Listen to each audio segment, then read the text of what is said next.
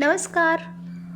मी आणि स्वामी या चॅनलवर आज मी तुम्हाला एक असा विषय सांगणार आहे जी फक्त माहितीच नाही तर अनुभव आहे, जो ऐकताना तुमचं मन शांत होईल आणि ऐकल्यानंतर तर तुमचा आयुष्याकडे पाहण्याचा दृष्टिकोन बदलूनच जाईल.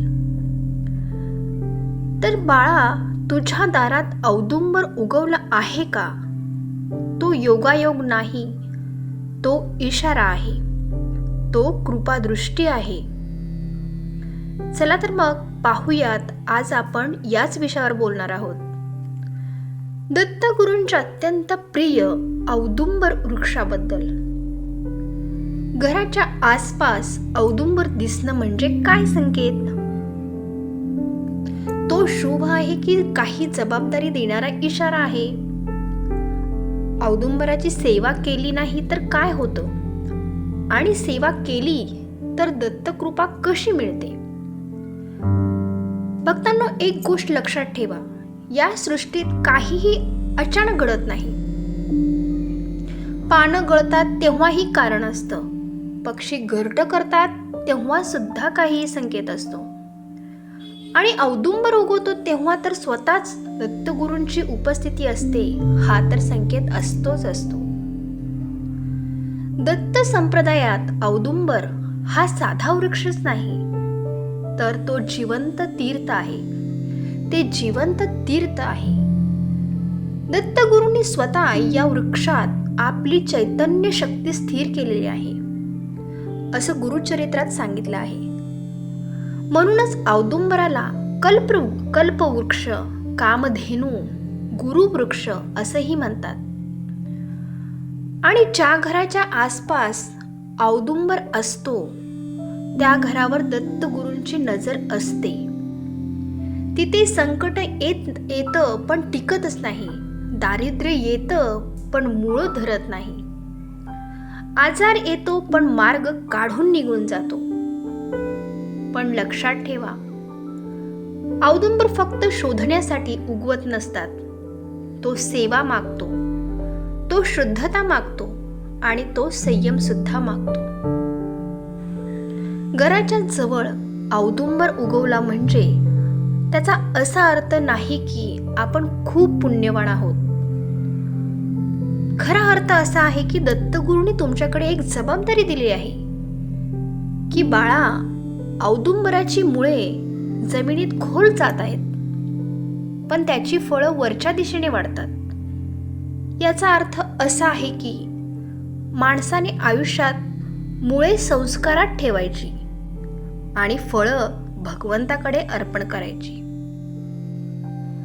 औदुंबराजवळ बसलात ना तर मन शांत होतं, कारण त्या वृक्षात 3 शक्ती वास करत असतात: ब्रह्मा, विष्णू आणि महेश, आणि 4थ्या रूपात स्वतः दत्तात्रय. म्हणूनच अनेक वेळा लोक सांगतात की, अनेक भक्त सांगतात की औदुंबराजवळ गेल्यावर आपले डोळे आपोआप पाणावले जातात. बाळा, ते अश्रू नसतात, ते दत्तकृपेचे साक्षात आपल्याला स्पर्श जाणवलेले असतात. आता ऐका एक अत्यंत महत्वाची गोष्ट. जर औदुंबर घराच्या आपल्या अंगणात किंवा शेतात किंवा अगदी रस्त्याच्या कडेला जरी, आपल्या घराच्या कडेला जरी उगवला असेल आणि तुम्ही त्याला दुर्लक्ष केलं, तर दत्तगुरू नाराज होत नाहीत, पण ते शांत होतात. आणि जेव्हा गुरु शांत होतो तेव्हा आयुष्यात गोंधळ वाढतो. औदुंबराची सेवा म्हणजे मोठी विधी नाही, मोठे खर्च सुद्धा नाहीत. सेवा म्हणजे फक्त स्वच्छता, श्रद्धा आणि सातत्य. गुरुवारी जर औदुंबराला आपण पाणी घातलं, किमान एक जरी प्रदक्षिणा घातली आणि मनात एकच भाव ठेवून, दत्तगुरु मी तुमचाच आहे, तर बस. औदुंबराला कधीही कात्री लावू नका. औदुंबराला कधीही कात्री लावू नये, कधीही त्यांची फांदी तोडू नये. आणि सर्वात तर महत्त्वाचं म्हणजे औदुंबराखाली बसून वाईट विचार करू नये. कारण बाळा, औदुंबर फक्त पाहतच नाहीत, तो नोंद घेतो. अनेकांच्या आयुष्यात असं घडतं की औदुंबराची सेवा सुरू केल्यावर त्यांची अडकलेली जी कामं असतात ना, ते आपोआप मार्गी लागायला लागतात. ज्यांच्या आयुष्यात लग्नाचे अडथळे असतात, वर्षानुवर्ष त्यांचे लग्न जुळत नसतात, त्या अडथळे सुद्धा त्यांचे दूर होऊ लागतात आणि आर्थिक अडचणी हळूहळू निवळल्या सुद्धा जातात. कारण औदुंबर म्हणजेच स्थिरता असते.